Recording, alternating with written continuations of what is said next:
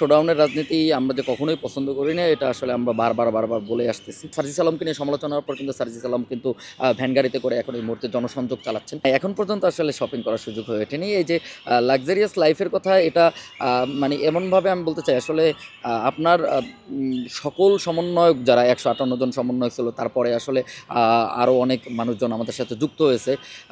সকলে যে সকলের যে অনেকে পারিবারিকভাবেও খুব আর্থিকভাবে শক্তিশালী ছিল, তারা তাদের মতো করে ঈদ উদযাপন করতেছে। এই ঈদে জামা জুতো অ্যাক্সেসরিজের ডিসকাউন্ট।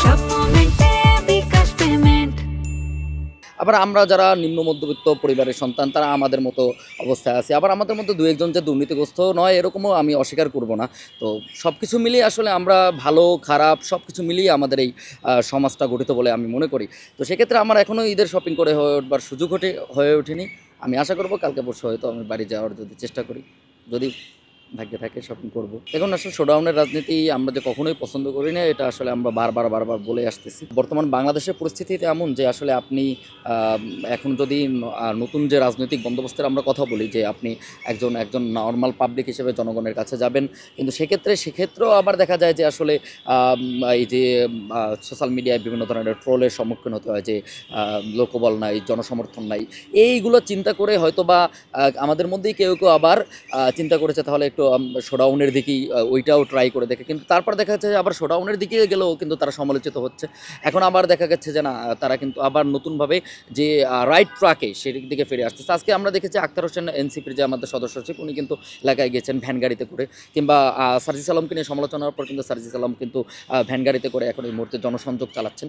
সো আসলে নতুন রাজনৈতিক বন্দোবস্তের কথা আমরা যেটা বলতেছি, বাংলাদেশের আর্থসামাজিক প্রেক্ষাপটে, বাংলাদেশের সামাজিক প্রেক্ষাপটে, ওইটা আসলে একদম 2 দিনের মধ্যে বাস্তবায়ন করা সম্ভব না। সেক্ষেত্রে আমাদের যে সমন্বয় কিংবা এনসিপির যে নেতৃত্বরা, তারা কিন্তু এই মুহূর্তে জনসংযোগের জন্য নিজস্ব এলাকাগুলো যাচ্ছেন, এবং তারা বুঝতে পারতেছেন যে আসলে পুরনো বন্দোবস্তের ওই শোডাউনের রাজনীতি দিয়ে আসলে নতুন বাংলাদেশে টেকা সম্ভব না। তাই তারা নতুনভাবে আবার সেই মানুষের মধ্যে হেঁটে বেড়াচ্ছেন, ভ্যান গাড়িতে করে মানুষের মাঝে পৌঁছাচ্ছেন, মানুষের সাথে জনসংযোগ করতেছেন। দেশের মানুষের প্রতি আমাদের একটাই আসলে বার্তা, সেটা হলো নতুন একটা বাংলাদেশে আমরা পেয়েছি, কিন্তু যদি আমরা আসলে এই নতুন বাংলাদেশে এখন এই মুহূর্তে সবথেকে প্রয়োজনীয় হলো বিচার, পতিত আওয়ামী লীগের বিচার, খুনি হাসিনার বিচার, এবং একই সাথে হলো সংস্কার। আসলে আমরা জানি যে আসলে আমাদের রাষ্ট্রযন্ত্রটা যেহেতু একদম পচে গলে গেছে, সেই জায়গা থেকে আমাদের সংস্কার অতিশয় জরুরি। তো নির্বাচন হয়তো আমাদের ডক্টর ইউনূস বলেছেন যে হয়তো ডিসেম্বর টু জুনের ভিতরে নির্বাচন হয়ে যাবে। আমরাও চাই আসলে যে নির্বাচন এই সময়ের ভিতরেই হয়ে যাক, কিন্তু তার আগে সর্বপ্রথম আমাদের দরকার হলো সংস্কার এবং বিচার।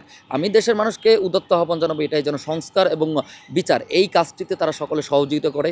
এই কাজটির জন্য তারা সবসময় সহযোগিতা পূর্ণ মনোভাব পোষণ করে, এবং একই সাথে আওয়ামী লীগ যেন কখনো ফিরে না আসতে পারে, তার জন্য আওয়ামী লীগের যে নিবন্ধন বাতিল করা, তাদেরকে বিচারের মুখোমুখি করা, এবং তাদেরকে পর্যায়ক্রমে বিচারিক কার্যক্রমের মাধ্যমে নিষিদ্ধ করা, এই কার্যক্রমের জন্য আমরা মনে করি যে দেশের মানুষের সমর্থন অতিশয় জরুরি।